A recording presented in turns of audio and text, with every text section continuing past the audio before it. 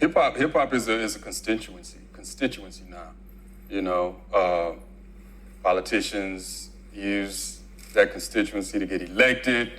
It's a power block that you can activate if you know how, but I think sometimes we miss the communication and the engagement that you're talking about. Tanya, I'm curious, is hip hop as a culture, as a community, being engaged enough? And if not, how should we be going about doing that? It's a big question. I think that it's being engaged by some on a very cursory level in order just to seem as if they fit in, to make them feel, no pun intended, hip. However, hip hop is naturally disruptive. Hip hop was created in order to talk about what's happening in our communities, the change. Hip hop was about talking about Johnny who was killed on the streets by the police, talking about a grandmother who was dying because of cancer that is infecting their soil as a result of the toxins in their communities. Hip hop was created because of talking about the gun violence in their communities, talking about the lack of education. So when people bring up and use the music as a background, they need to make sure that they're actually explaining the meaning behind it and not just bouncing to the beats, because that's what hip hop is about, truly. And so, no, I don't feel that everyone is using hip hop in the way that it should be. In fact, I think they're using it in order to advance their own agenda, which may not necessarily be the agenda of those that they're talking about. This is why you hear of those many saying, don't use my music with your politics, because that's not what I'm talking about. That means they don't understand what's going on. And so that's what we keep saying at the caucus, is that you have to engage and really understand what the community is about, go to where they are. And if you know that, then you know when it is to use and how to bring in the music and how to bring in the culture, how to bring in the fashion, how to bring in the art, the artistry, all of that and above. But to answer your question, yes and no, I think there's much more that can be done. And that's what we want to keep doing as we're working throughout the community, because this is about racial and socioeconomic justice. Right. I want to co-sign on that.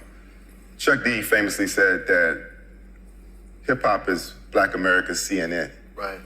But I think we've kind of lost a step in our political advocacy. You know, what we have now is a version that's more acceptable to the state. That's why you see the vice president having a party, and during the Barack Obama years, it was a common reoccurrence. But was no real advocacy in that music. We don't have a public enemy anymore.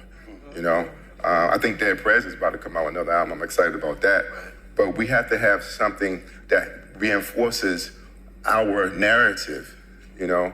And again, I don't think we're claiming our power. You know, if you can go watch They Clone Tyrone, and you can see how they use the frequency, you know, and changed. I don't know if you guys saw that, but you need to check that out. You know, they changed the frequency, and the brothers was fighting, then they started hugging each other. Right. Now, it was a club scene that was monotonous music was playing to brainwash them. Cambridge University just released a study to show how hip hop actually improves brain function. But if you understand the frequencies, you can manipulate that. And I think it has been manipulated. You know, right now, the world's most famous Palestinian is DJ Khaled. That's right.